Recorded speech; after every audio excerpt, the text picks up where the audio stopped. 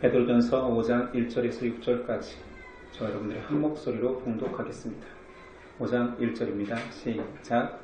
너희 중 장로들에게 권하노니 나는 함께 장로된 자요 그리스도의 고난의 증인이요 나타날 영광에 참여할 자니라.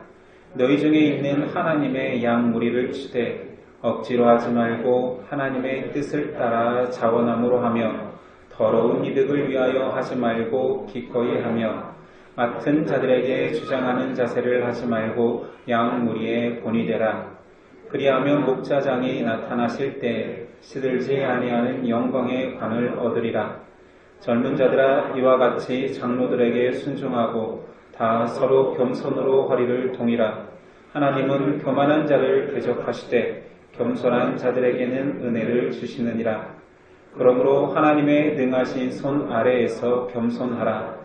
때가 되면 너희를 높이시리라. 아멘. 오늘 말씀의 제목은 교회가 세상의 소망이다.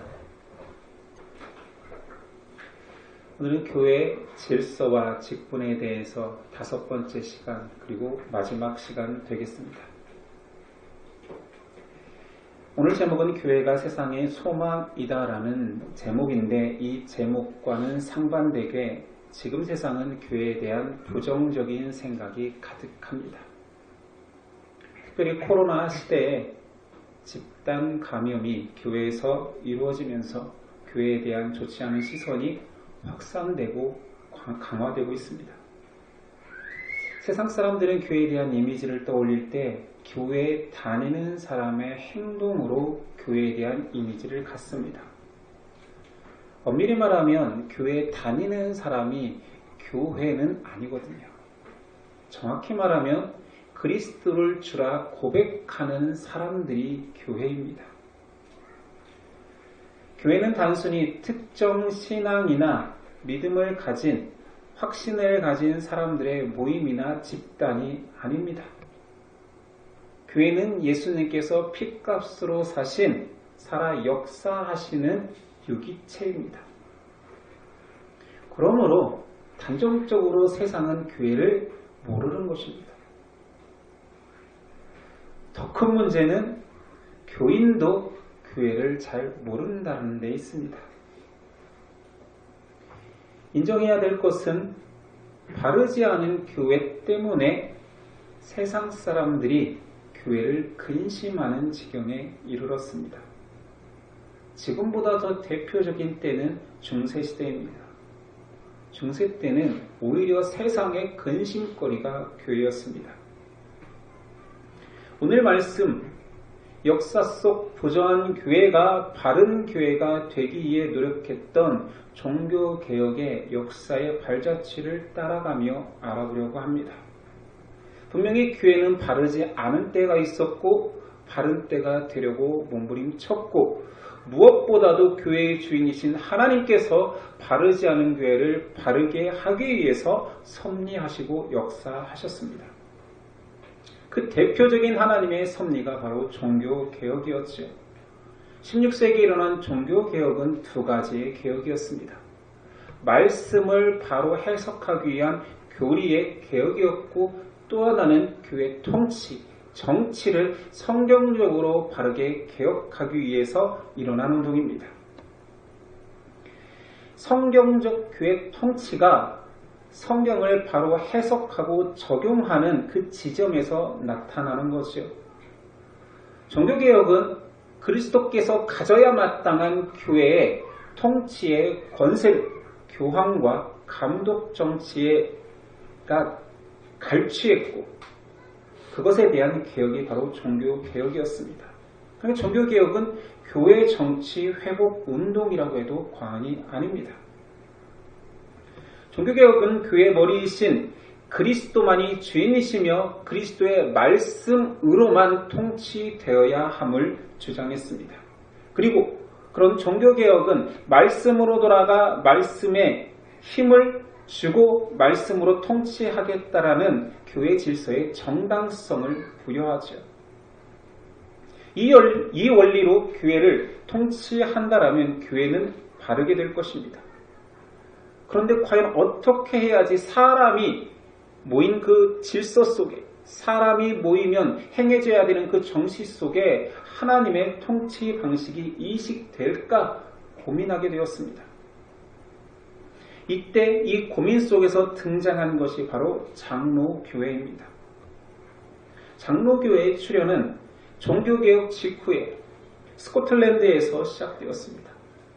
스코틀랜드 종교개혁자들끼리 모여서 성경적인 통치 방식이 무엇인가 찾다 보니 성경에 있는 방식을 차용하자, 성경에 있는 장로제를 세워보자, 말씀에 가장 적합한 교회 질서는 무엇인가 고민하면서 시작되었습니다. 스코틀랜드 교인들과 당시의 유럽에 퍼져 있던 유럽의 종교개혁자들이 모여서 성경적 통치 방식이 무엇인가 회의와 회의를 거듭해 갔습니다. 그리고 결론적으로 장로교 정치가 성경에 입각한 통치임을 웨스터민스터 회의에서 선포하였지요. 그래서 우리는 지금 그 장로교의 교인으로 신앙생활하고 있고 그 통치를 신뢰하고 그 통치 속에서 신앙하고 있습니다. 장로교의 기본 정신은 모든 기본권이 교인들, 평신도 모두에게 있다이며 교인들이 장로를 선택하고 당회를 조직하여서 치리하게 하는 대의민주정치입니다. 직접 민주정치가 아니지요. 장로들에 의해 다스려지는데 이것은 사도적 전승에 의해서 성경에 기록된 방식이라고 믿고 그 신앙을 따라가는 자들을 장로교회, 장로교인이라 칭하고 있습니다. 장로교의 특징 두 가지를 말한다면 자유와 질서입니다. 자유와 질서는 때로는 상반된 것 같지만 조화가 가능하다라고 말합니다. 찰스 하찌라는 개혁주의 신학자의 말을 인용해 보겠습니다. 자유의 원리는 하나님께서는 교황이나 감독과 같은 전행적 독재를 교회에서 몰아내셨기 때문에 성도들의 자유다. 사람에 의해서 전행하고 있고 하나님의 그 권한을 빼앗아 자기의 뜻대로 했던 그 모든 것들로부터 해방시켰기 때문에 자유며, 질서의 원리는 자유의 원리만이 아닌 질서의 원리로서 직분을 통해 목양과 치리를 수행하게 할 때 장로교회의 치리회와 직분들은 모호한 말씀의 권위에 복종해야 되기 때문이다.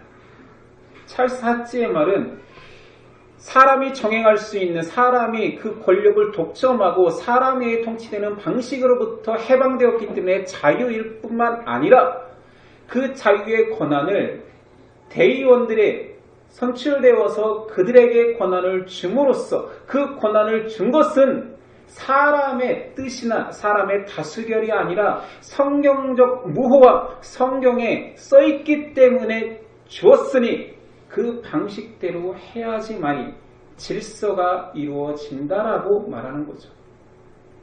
좀 이해가 됩니까? 이 자유와 질서는 굉장히 한쪽이 강조되면 한쪽이 무너지는 것 같지만 성경 안에는 그 자유와 질서를 함께 공존하는 방식인 직분제가 있다라는 것입니다. 직분의 정당성은 직분제 자체가 아닙니다. 사람의 대의원이 뽑혀져서 그들의 통치하는 방식이 가장 합리적이다가 아니라 성경적 절대적 기준이 그것을 말하고 있기 때문에 그것은 바르다라는 전혀 다른 접근인 거지. 왜 장로제가 바른 성경적 통치 체제입니까? 묻는다라면 그것이 제일 합리적이다 이런 것이 아닙니다. 그것이 제일 민주적이다가 아닙니다. 성경에 나와 있기 때문이다. 장로교의 직분은 사역적이고 봉사적 권위를 지니지만 말씀의 권위에 복종하고 말씀에 따라 수종될 때에만 그 직분자들에게 신적 권위가 강화되고 정당하게 되는 것입니다. 우리 첫째 시간에 신적 권위 유스 디비눔에 대해서 배웠지요. 하나님이 가진 그 권한을 사람에게 주었다. 그런데 그것이 그 권한이 바르게 이행되기 위해서는 하나님의 뜻대로 말씀대로 말씀에 써있는 대로 통치해야 되고 직분이 뽑아져야지만이 그 질서가 바른 것이 된다는 거죠. 교회는 순종과 복종에서 자유로운 것이 아닙니다. 모든 사람은 자유를 지녔다. 내 뜻대로 할 수 있다. 세상 인본주의에는 내 자유는 내 것이라 말하지만 교회는 그렇게 말하지 않습니다. 교회 안에서 교인들의 순종과 복종은 자유로운 자유가 아닙니다. 말씀과 신적 권위의 질서 안에서의 자유입니다. 지금까지 말한 내용들을 이제 종합해 보려고 합니다. 마지막 시간입니다. 교회의 권세와 통치 방식에 대해서 우리는 바로 성경에서 말하는 그 권위를 인정해야 됩니다. 교회 통치의 권위는 하나님의 권위입니다. 하나님은 사람을 다스릴 수 있는 권한을 가지고 계시죠. 그 권한을 그 아들 예수 그리스도에게 주셨습니다. 예수 그리스도는 그 권한을 마태복음 16장에 나온 베드로의 신앙 고백 가운데에 천국의 열쇠라는 형태로 그 권한을 직접 위임하셨습니다. 교회 지도자는 이런 권세, 하나님의 권세를 가지고 직접적으로 통치하는 주체가 되는 것입니다. 이것은 하나님이 세운 방식이며 하나님이 계획했고 제정했고 하나님이 또한 선출하겠다 하셨고 성경을 통해 계시하고 있습니다. 이 사람을 택하여 교회를 통치하는 이 방식이 성경적이라는 것은 지난 시간에도 이야기했지만 거듭 강조하는 것이 너무 중요하기 때문에 이 통치 방식으로 성경에 묘사되어 있는 것들을 다 꺼내와 봤습니다. 과연 그러한가요? 과연 교회는 모두 다 평등하고 모두 다 권한을 가지는 그런 공동체인가? 아니면 특정 사람을 택하여서 질서를 세우기 위해서 하나님께서 택하셨는가를 성경에서 찾아볼까 합니다. 첫 번째 성경 속 직분자들과 교회의 관계를 묘사하는 첫 번째는 목자와 양의 관계로 직분자와 교인들을 묘사하고 있습니다. 당연히 직분자들은 목자며 교회는 양떼들입니다. 사도행전 20장 28절 여러분은 자기를 위하여 또는 온 양떼를 위하여 삼가라. 성령이 그들 가운데 여러분을 감독자로 삼고 하나님이 자기 피로 사신 교회를 보살피게 하셨느니라. 오늘 말씀 베드로의 증언이죠. 베드로의 증언 속에서도 1절 너희 중 장로들을 권하노니 나와 함께 장로된 자요 그리스도의 고난의 증인이요 나타날 영광에 참여할 자라고 해서 직분자가 나 또한 베드로인 나 또한 장로며 또한 장로의 직이 있다라고 말합니다. 그 권한 수여의 상징적인 행동이 예수님께서 베드로의 신앙 고백 가운데 너에게 천국의 열쇠를 주겠다라고 했던 그 지점이라고 했습니다. 그런데 이 지점을 사람들은 권력을 최정점에서 누리기 위하여서 이걸 베드로가 받은 교황권이라고 말하는 가톨릭이 있습니다. 틀렸습니다. 그는 네가 교황이 되어라, 교회의 꼭대기가 되어라 한 것이 아닙니다. 교회의 머리는 예수 그리스도지요. 그것은 직분을 허락하겠다. 너를 통하여서 내 질서를 세우겠다. 교회의 질서를 위해서 목자의 권한을 주겠다라는 것입니다. 베드로는 자기 스스로를 교회의 최고 위치에 본 적이 없어요. 오늘 말씀에도 나와 함께 장로된 자들, 나만 최고 리더십이요 그 밑에 장로들이 있지 않느냐라고 말하지 않습니다. 이건 결코 교황권이 아닙니다. 베드로는 또한 교회 장로의 역할을 말하지요. 2절이야. 너희 중에 있는 하나님의 양무리를 치되 억지로 하지 말고 하나님의 뜻을 따라 자원함으로 하며 더러운 이득을 위하여 하지 말고 기꺼이 하며 맡은 자들에게 주장하는 자세를 하지 말고 양무리의 본이 되라. 목자에게는 그 양떼들을 다스릴 권세가 있습니다. 두 번째 묘사는 청지기와 교회와의 관계로 묘사됩니다. 누가복음 12장 42절 주께서 이르시되 지혜 있는 진실한 청지기가 되어 주인에게 그 집 종들을 맡아 때를 따라 양식을 나누어 줄 자가 누구냐. 주인의 양식을 나누어 줄 청지기가 있답니다. 디도서 1장 7절에는 지혜 있고 진실한 청지기. 오늘 말씀은 지혜 있고 똑같네요.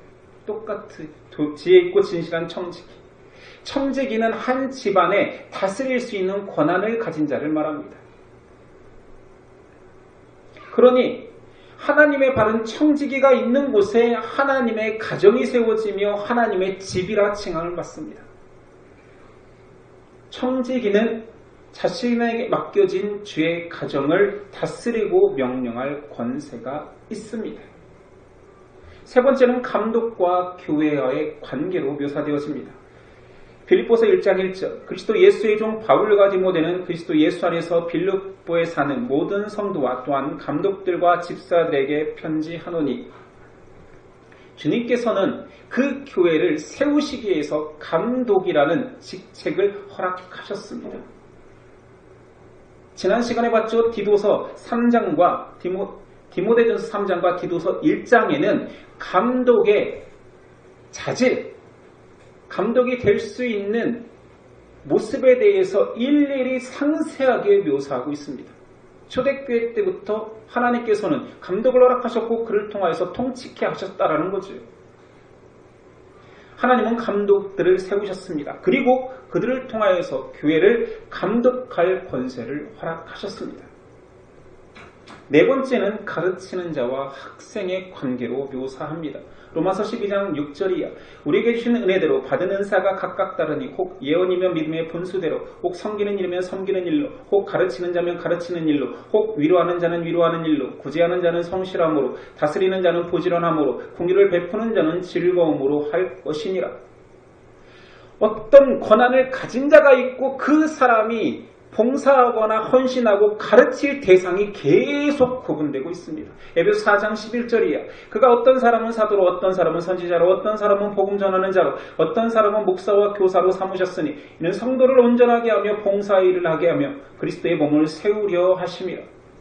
하나님께서는 교회에 직분자들을 세우셔서 가르치는 자가 있어야 된다.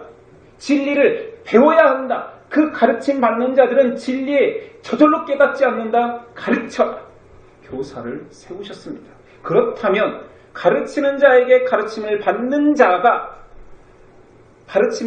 자들에게 가르침의 권세를 행할 능력이 없겠습니까? 권세가 없겠습니까? 다섯 번째, 하나님의 건축자 또는 설계자와 교회와의 관계로 묘사합니다. 고린도전서 3장 9절 10절 우리는 하나님의 동역자들이요 너희는 하나님의 밭이요 하나님의 집이니라. 내게 주신 하나님의 은혜를 따라 내가 지혜로운 건축자같이 터를 닦아두매 다른 이가 그 위에 세우나 그러나 각각 어떻게 그 위에 세울까 조심할지니라. 바울이 스스로 내게 주신 하나님의 은혜를 따라 내가 지혜로운 건축자 같이. 지혜로운 건축자는 하나님의 집을 세우기 위하여서 명령하고 지시합니다. 건축자가 그 집을 바로 세우기 위하여서 문제들을 처리하고 지시할 권한이 없겠습니까? 여섯 번째, 일꾼들과 교회와의 관계로 묘사합니다. 마태복음 21장은 잘 아는 포도원 주인, 품꾼 비유입니다. 포도원 주인이 있습니다. 새를 주었죠. 농부들이 그 일을 하고 열매를 맺을 때 주인이 종을 보내어 새를 받아오게 합니다. 근데 알다시피 농부들은 그 종들을 쫓아냅니다.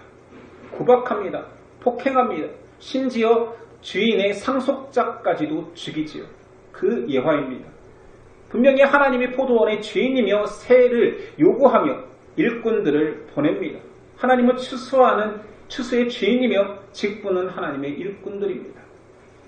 마태복음 9장 37, 38절 이에 제자들에게 이르시되 추수할 것은 많되 일꾼이 적으니 그러므로 추수하는 주인에게 청하여 추수할 일꾼들을 보내주소서 하라 하시니라. 추수하는 일꾼들은 추수를 지시할 권세가 있습니다. 세를 요구할 권세가 있는 거지요. 마지막으로 유모, 아비와 교회와의 관계로 묘사되고 있습니다. 데살로니가전서 2장 7절 우리는 그리스도의 사도로서 마땅히 권위를 주장할 수 있으나 도리어 너희 가운데서 유순한 자 되어 유모가 자기 자녀를 기름과 같이 하였으니 갈라디아 4장 19절 나의 자녀들아 너희 속에 그리스도의 형상을 이루기까지 다시 너희를 위하여 해산하는 수고를 하노니 고린도전서 4장 15절 그리스도 안에서 1만 스승이 있으니 아버지는 많지 아니하니 그리스도 예수 안에서 내가 복음으로써 너희를 낳았습니다.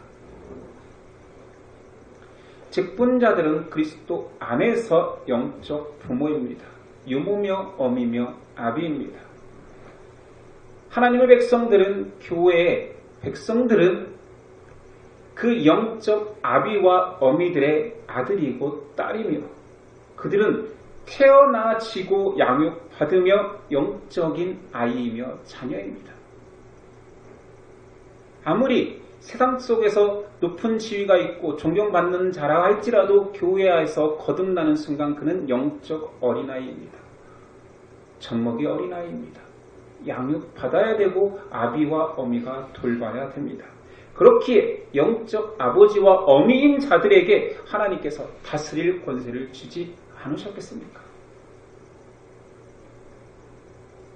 이렇게 많은 직분자들과 성도와의 관계를 성경은 왜 일일이 상세하게 묘사하고 있을까요?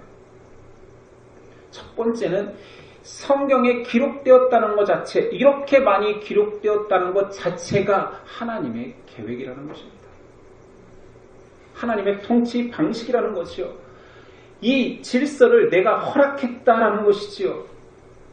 그 질서가 통용되는 것이 그리스도께서 핏값으로 사시고 그리스도께서 머리이신 교회이기 때문입니다. 하나님은 그것을 인정하셨습니다. 성령은 그 질서 가운데 역사하시겠다라고 허락하신 것입니다.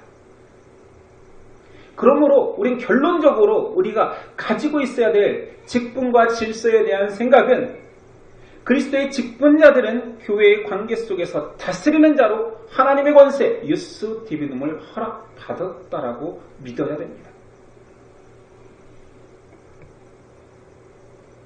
믿는다라면 교회 성도는 하나님의 권위 앞에서 하나님의 권위 때문에 직분자들에게 순종해야 마땅합니다.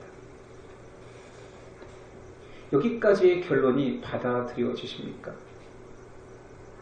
제가 왜 이거를 강조하고 여러 날을 했냐면 제가 이 권위를 받아들여지지 않아서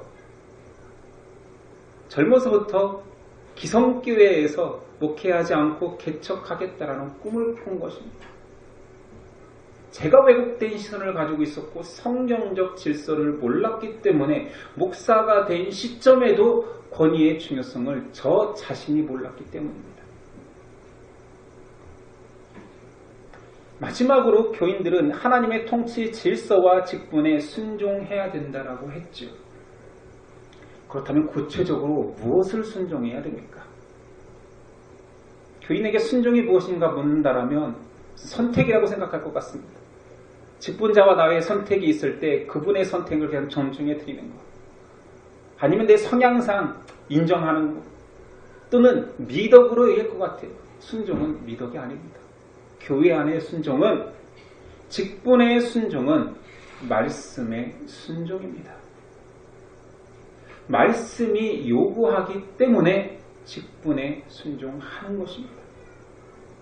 개인의 성향, 개인의 가치, 개인의 도덕성이 아닌 거죠. 오늘 말씀 5절, 6절. 젊은 자들아 이와 같이 장로들에게 순종하고, 이것을 인본주의적 관점에서 본다면 베드로가 꼰대지라는 것입니다. 아무리 베드로가 존경받는다고 하더라도 이런 말을 함부로 하면 안 되는 거죠. 젊은이들이 뭔 잘못이야? 왜 무조건 장로한테 순종해야 되는데? 라고 생각하는 것은, 이 말씀은 베드로가 쓴 이 서신서를 하나님의 말씀으로 보지 않기 때문입니다.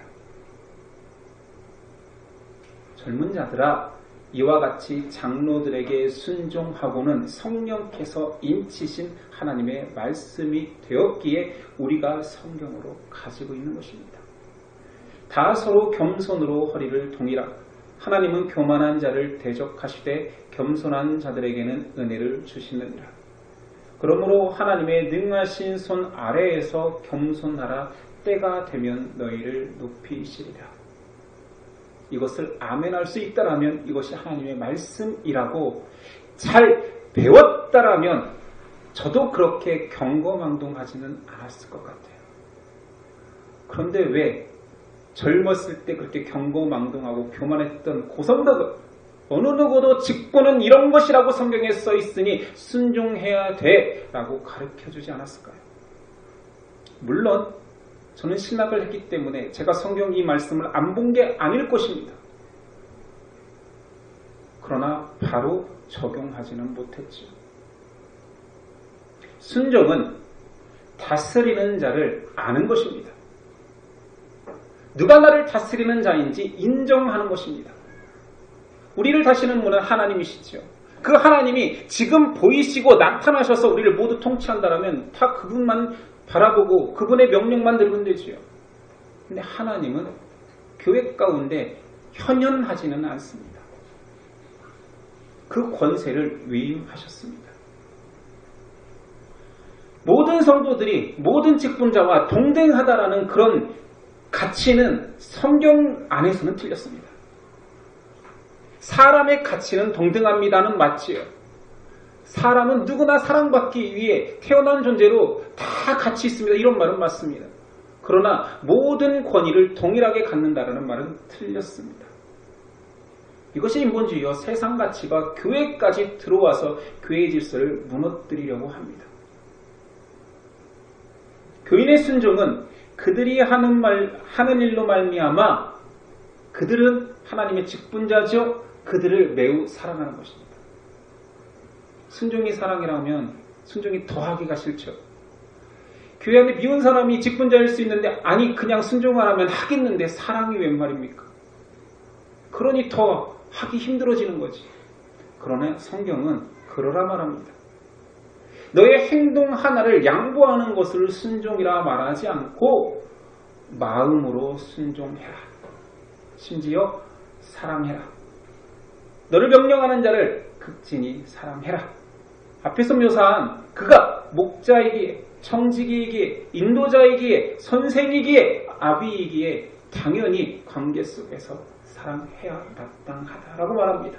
이것이 순종입니다. 성경이 말하는 성도들의 순종 세 번째는 직분자들이 세운 자들이 잘 다스리는 일과 관련하여서 그들이 행하는 일에 대해서 배나 존경하라 말합니다. 갈수록 힘듭니다. 저도 마음 심정적으로 힘들어요. 배나 존경한다. 존경할 거리가 없는 존재들을 내가 너무 많이 봤는데 어떻게 배나 존경한단 말입니까? 다시 원론적으로 돌아가서 그 직분을 세우고 하나님의 권한으로 안수받은 자들이기 때문에 무능력해 보여도 능력 없어 보여도 심지어 나하고 뜻이 안 맞는 것 같아도 하나님의 권한이 그에게 부여되었다라고 믿기에 존경하는 것입니다. 어렵죠. 인간적으로는 어렵습니다. 이것은 하나님의 선택과 섭리를 믿기 때문에 존중하는 것입니다. 성도의 순종 네 번째는 이게 제일 어려워요. 이 단어가 참 많이 막혀요. 직분자에게 복종하는 것입니다. 오전에 나온 젊은 자들의 이와 같이 장로들에게 순종하고 이게 여기서는 복종이라는 말이 더 정확한 말입니다. 히브리서 13장 17절 너희를 인도하는 자들에게 순종하고 복종하라 여기서 분리했지요. 여기서 나오는 복종이라는 단어는 원어의 의미상 반감이나 저항 없이 순종하여 양보하라. 앞에서 말한 말하고 비슷한 겁니다. 그냥 마음으로 순종해라입니다. 군대 용어로 복종이란 말이 더 와닿지요. 복종은 설득되어 움직이는 것이 아니라 명령이 떨어지면 네 생각과 상관없이 즉각 움직이는 것입니다.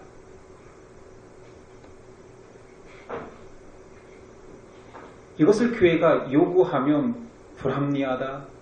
이렇게 저도 느껴왔으니까 저도 어려웠으나 성경은 그렇게 명령하고 있다는 것입니다. 한 신학자는 이 복종하다라는 단어를 이렇게 표현했습니다. 열정적인 순종, intensive obedience. 열정적인 순종은 또 무슨 순종입니까? 제가 열정적인 순종을 가지고 묵상을 해봤어요. 이게 도대체 어떤 순종이 열정적인 순종일까요? 명령이 떨어지기를 대기하고 있는 거예요. 명령 한번 해봐라. 열정적으로 기다리고 있는 거예요. 대기하고 있는 거예요. 그가 어떤 자이든 상관없이 하나님의 직분자라면 그가 시키는 일에서 나는 레디. 열정적으로 순종을 준비하고 있다가 시키는 즉시 바로 순종하겠다. 이게 제가 생각한 열정적인 순종입니다. 순종하려고 태어난 자처럼 대기하고 있는 거예요. 이런 순종 해본 적 있습니까? 제가 묵상해 봤댔잖아요. 저는 있더라고요. 순진했을 때 그렇더라고요. 그리고 절대 순종이라는 단어를 강조하던 그때는 그렇더라고요. 해봤더라고요. 그게 마음으로 사랑하고 2배나 존경하는 마음인지는 잘 모르겠으나 순종이 당연한 거다. 순종이 하나님이 기뻐하신다라는 그 마음에 열정적으로 순종하던 때가 있었더군요. 성경 전체에서 하나님이 찾으시는 사람은 하나님의 말씀에 순종하는 사람이었습니다.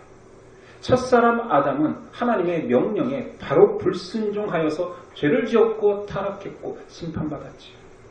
마지막 아담으로 오신 예수 그리스도는 하늘 보좌에서부터 하나님께 순종하였고 마지막 자기의 죽음까지도 하나님께 순종하여서 구원을 이루었습니다. 하나님의 찾으시는 사람, 그리스도를 닮은 자, 순종하는 자입니다. 이제 우리 차례입니다. 작은 예수로 말씀이 최고의 가치고 말씀에 써있는 대로 살겠다 하는 자는 말씀에 써있는 직분의 권한이기 때문에 권위가 지워졌기 때문에 나는 순종해 보겠습니다. 아니 순종하겠습니다. 즉각적인 열정적인 순종을 해보겠습니다. 이런 사람이 하나님이 기뻐하시는 자 아닐까. 우리는 자꾸 이 순종이라는 이 열매 속에 순종할 만한 도덕과 가치를 연결시키려고 합니다.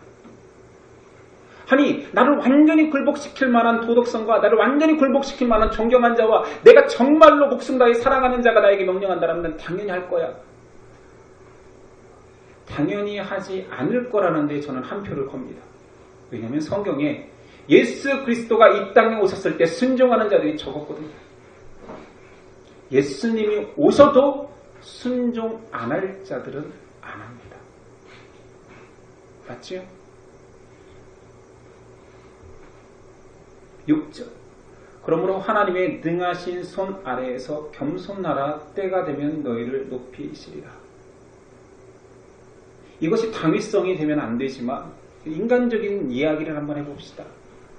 결국은 당신이 순종하고 직분을 세우고 그 직분을 하나님의 권한을 인정하고 살아간다라면 때가 되면 그 직분의 자리가 너가 앉이고 하나님이 높이신대요. 물론 이게 당위성이 돼서는 안 되죠. 순종의 당위성. 나도 높아질 거니까 그 자리에서 누군가가 나한테 내가 누군가를 명령할 때 순종하게 하려면 나도 순종해야지라는 당위성이 돼서는 안 됩니다. 그러나 성경은 베드로는 말하잖아요. 겸손해라. 겸손하게 순종해라. 그러면 그런 자를 찾으시는 하나님께서 너를 높이지 않겠느냐. 아니 순종하는 자를 찾고 있는데 그렇게 순종을 잘하는 사람이 있다면 하나님이 왜 안 쓰겠느냐. 이런 말이잖아요. 설교 서두에 교회 이야기로 시작했습니다. 세상이 생각하는 교회 이미지 이야기를 했습니다. 세상은 교회를 모릅니다. 비난만 하지. 그런데 교인들도 모른다라는 얘기를 했습니다. 저도 몰랐고 우리 교인들도 우리 멤버들도 잘 몰랐기에 이제 와서야 우리는 성경적 교회가 무엇인지 몇 년째 묵상하고 있습니다. 세상은 교회를 무시합니다. 교인들을 무시합니다. 집사는 잡사라고 하고 목사는 먹사, 사기꾼이라고 이야기하는 시대입니다. 그렇게 불러도 어쩔 수 없지요. 그러나 우리까지도 그렇게 보면 안 되죠. 저도 집사 잡사라고 하겠습니다. 잡것들이라고 하겠죠. 얼마나 교만한 것입니까? 우리들의 태도가 달라져야 됩니다. 교회의 주인이 하나님이었고 하나님이 누군가를 세울 때에는 하나님의 권위가 위임됐다라고 믿고 실제로 교회 안에서는 사람이 주는 것이 아니기에 안수를 통하여서 이 안수는 성부, 성자, 성령의 이름으로 안수를 주고 하나님의 권세, 권위를 위임합니다. 그렇다면 따라야지. 그렇다면 우리가 먼저 순종해야 되지.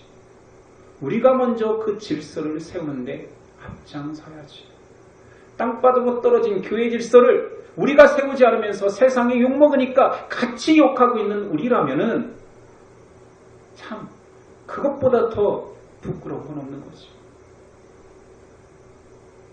하나님에 의해서 교회 권세가 위임되었습니다.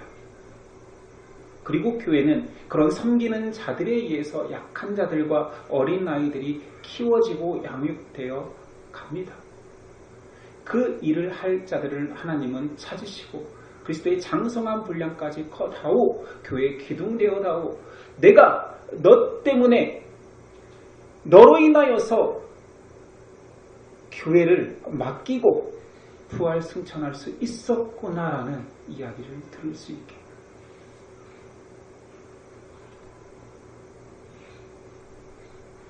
우리가 세상을 구원할 구원의 방주입니다. 세상에 비칠 수 있는 유일한 빛이 우리입니다. 그 우리는 교회 안에서의 우리입니다.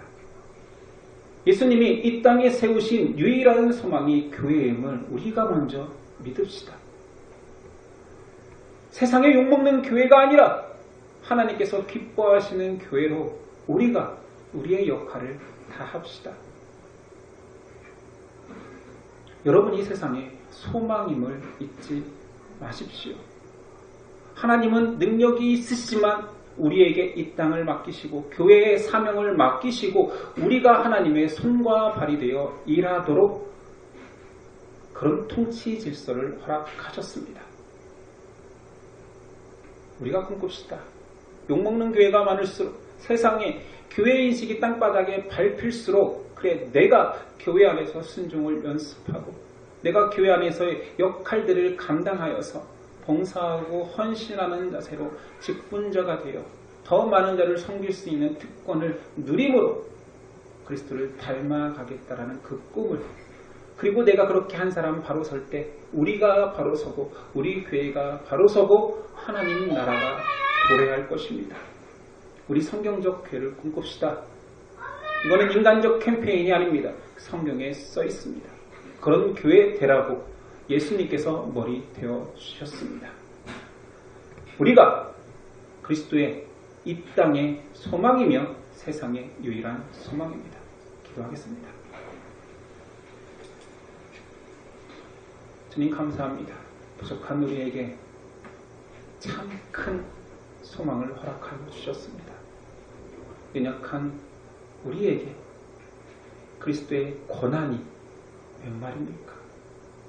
과연 바로 사용할 수 있겠습니까? 타락하지 않겠습니까? 욕심부리지 않겠습니까?